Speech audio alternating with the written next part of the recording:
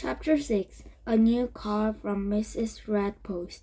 Marvin was sitting on the dinner table. Mrs. Redpost had made chicken tacos, his favorite. He hoped she wasn't really a kidnapper.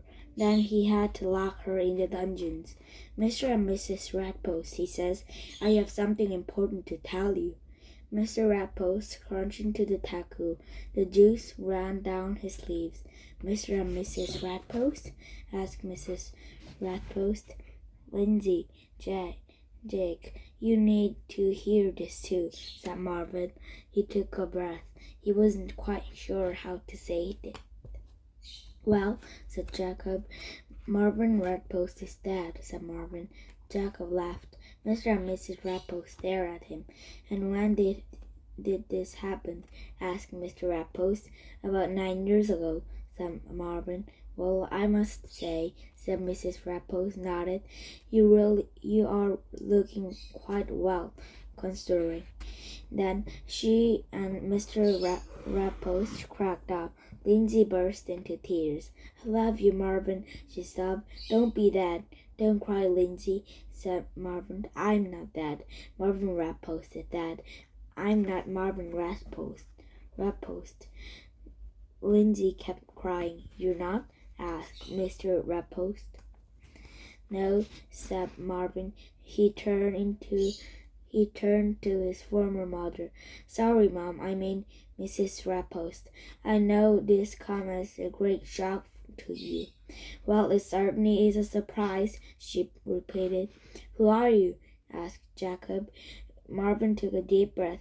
My name is Prince Robert. I'm the last Prince of Shampoons. Oh, I heard about him, explained Jacob. The King of Shampoon is in Washington looking for his lost son. He turned to Marvin. You're him? Neat. I think so, said Marvin. Marvin explained the whole thing to his family. Now how the kidnapper hid the baby prince in the hospital where Marvin Redpost was born. Then Marvin Redpost died, but they had an extra baby lying around, so they gave it to Mr. and Mrs. Redpost. Well, it all sounded very logical, Mr. Redpost agreed. Lindsay stopped crying, but her lower lip still trembled. Marvin felt sorry for her. It is always hardest on the children. I've got red hairs and blue eyes, Marvin says. Everyone else in this family has brown hairs and brown eyes. So what do you plan to do about this? Asked Mrs. Redpost. Serge got the phone number from the news, said Marvin. I called it. I spoke to Lady Jennifer's, Duchess of Bathwater.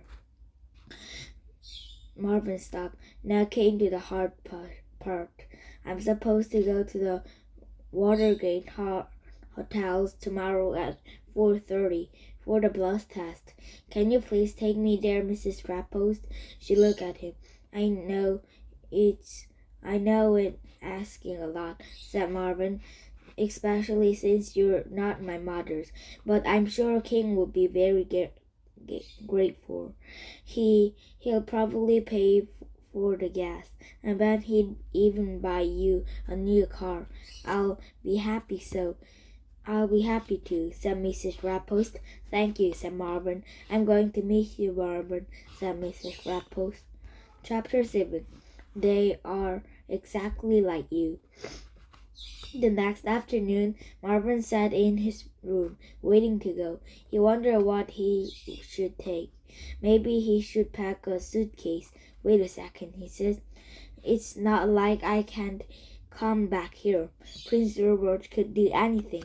He could come back later for all his junk. Or better yet, send a servant for it. Do you want to live in the castle, Journal? He asked his lizard. General Jackson stuck out his tongue. Jacob came in. I just thought of something more, he says. Maybe Mom and Dad are really kidnappers. I thought about that too, said Marvin. But then she wouldn't take me for a blood test. It'll be too risky, unless said Jacob. What? Unless she's not really going to take you. What's do you mean? No, never mind, said Jacob. If she kills you, she'll have to kill me and Lindsay too. She wouldn't do that. Probably not, Marvin agreed. Not Lindsay anyway. Marvin, shouted Lindsay from the bottom of the stairs. Time to go. They got in the car. Jacob and Lindsay were going along. They planned to meet Mr. Redpost for dinner in the city. You're welcome to come to dinner too, Prince, said Mrs. Redpost, if you're not too busy. Thank you, replied Marvin, but I imagine I have lots to do. He knew Mr. and Mrs. Redpost didn't believe he was Prince Robert. He saw the way they had smiled each other when he told them about it. They probably thought it was just some kid things he was doing. That was okay, just so long as Mrs. Redpost was taking him to the Watergate Hotel.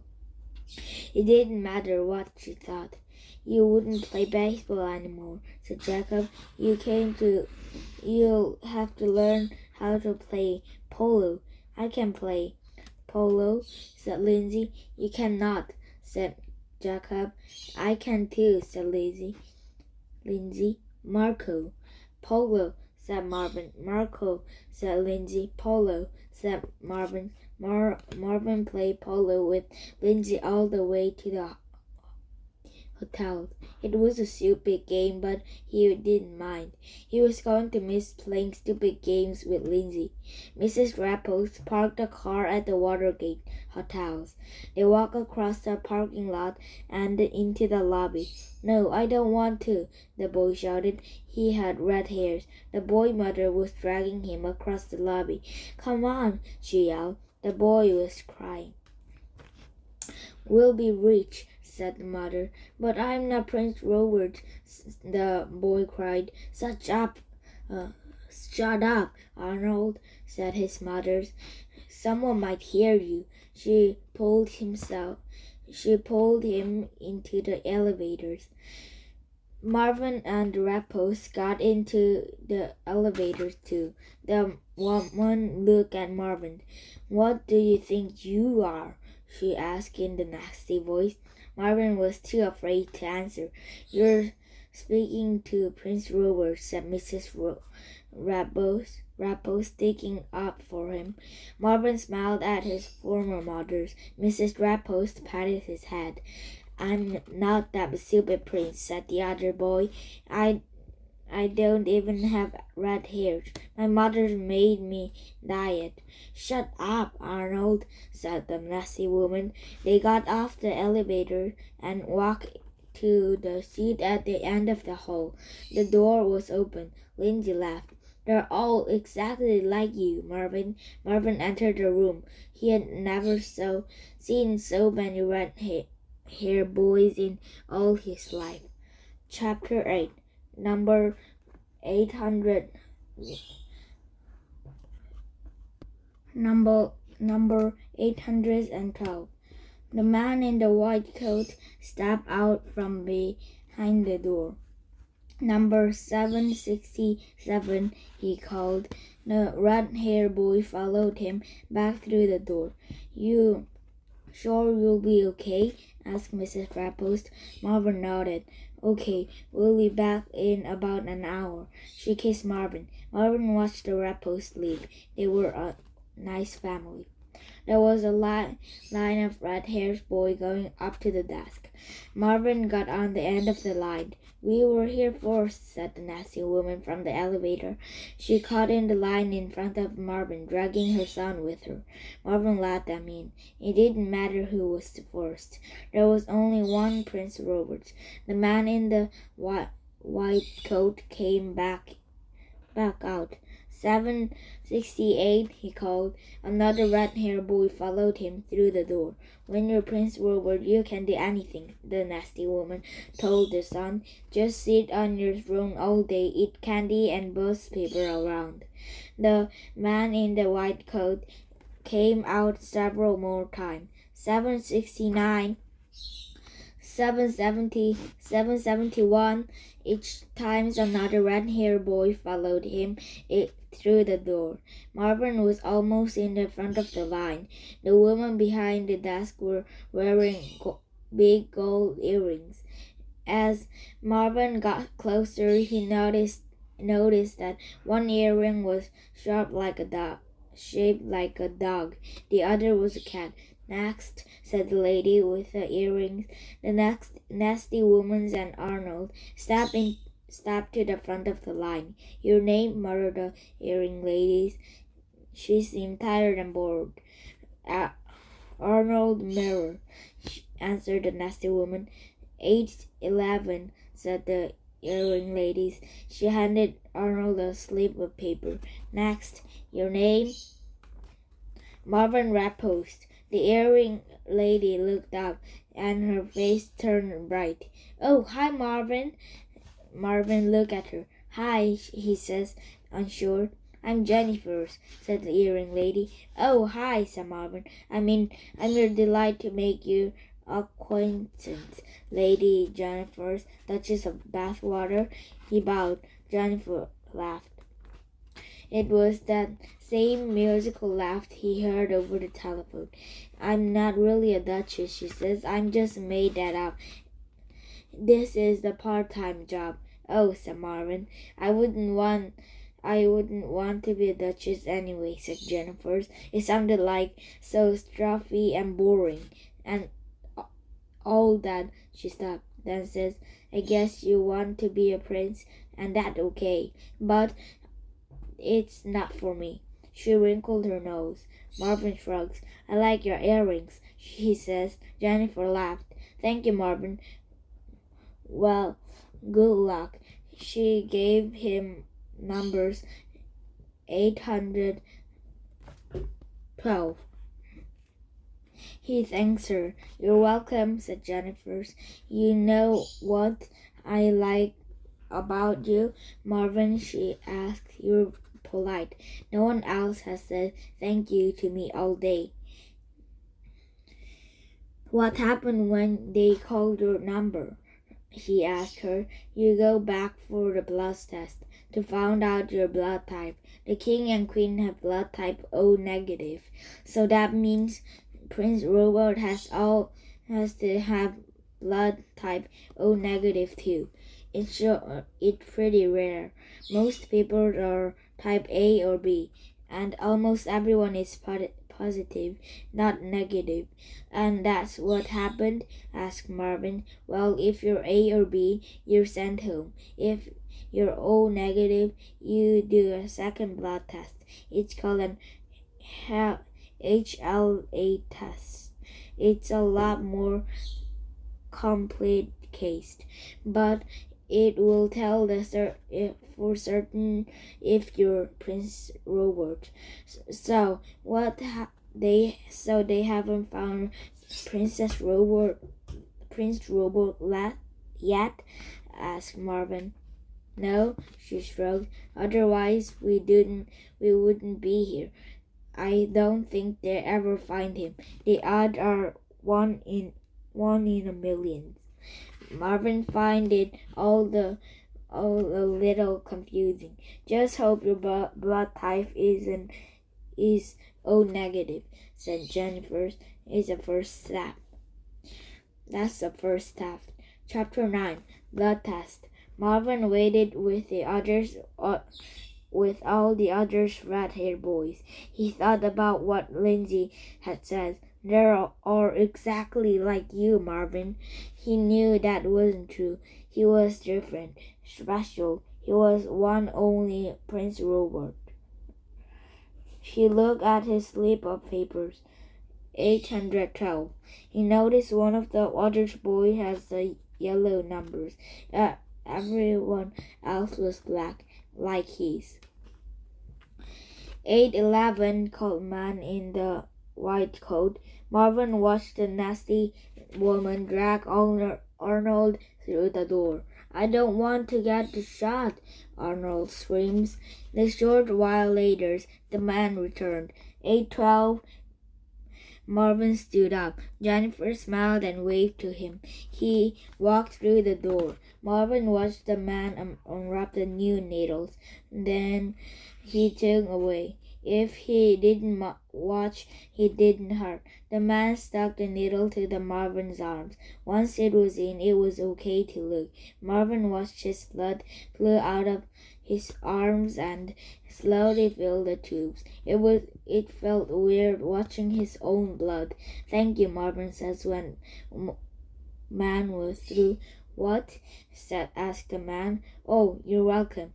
Marvin took his tube of blood through another door to the lab. He saw his number, 812, typed on the outside of the tubes.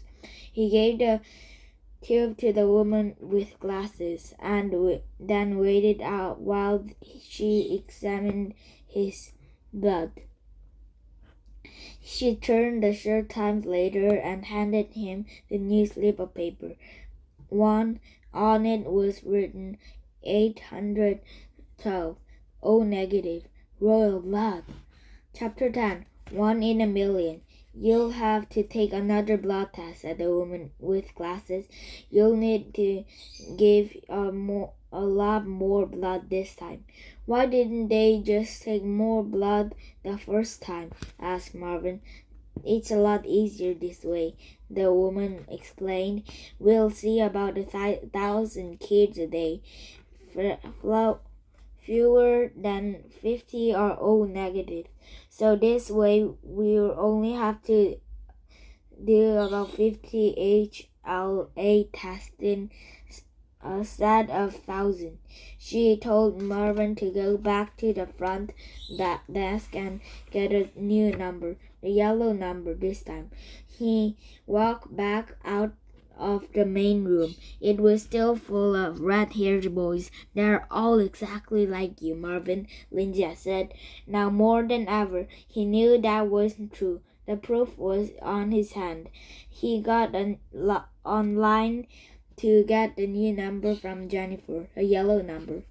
839, called the man in the white coat. The nasty woman was living with her son. "Can't you ever do anything right?" she shouted. I'm sorry, said Arnold. "I told you I wasn't a prince." Shut up and get in the elevator," said the nasty woman. Marvin thought about Mrs. Redpost. He was glad she wasn't like that woman. He remembered the time she tried to teach him to ice skate. She was worse than he was. They both kept falling down. It was funny, but they both learned to ice skate sort of. Marvin smiled as he remembered. They had hot chocolate afterward. He thought about Jacob and Lindsay. He thought about the horses with the house with the red post in front. Mr. Redpost painted that post once a year. He looked at the slip of papers in his hands. 812. O negative. Then he suddenly remembered something. The king of Shampoo spoke in a weird accent. Marvin didn't talk like that, so that meant he couldn't be Prince Robert. "Marvin, you're back," said Jennifer. "So, are you O negative?" she asked urgently. Said Marvin. He stuffed a slip of papers into his pocket. "No," he says. "I just want to say goodbye." Jennifer smiled at him. "I'm glad you stopped by," she says. She held her hands out across the desk. "Well, goodbye, Marvin. I was delighted to make you an acquaintance, Prince Charming." Miss Marvin blushed as he shook her hands. Her mother returned with Lindsay and Jacob. "Hi, Mom," he greeted her. "Mom?" she asked. "Does this mean—" "Yes," said Marvin. "Marvin Redpost isn't dead." "I'm sorry," said his mother. "Yay!" shouted Lindsay. He went out to the dinner with his family. The week later, The king of Shampoo left Washington, D.C., still looking for his lost son. Marvin felt sorry for him. He thought about all the red-haired boys in the hotel room, but he was different, special. He was the one and only Marvin redpost. Besides, he probably wasn't Prince Robert anyway. The odds were 1 in a million.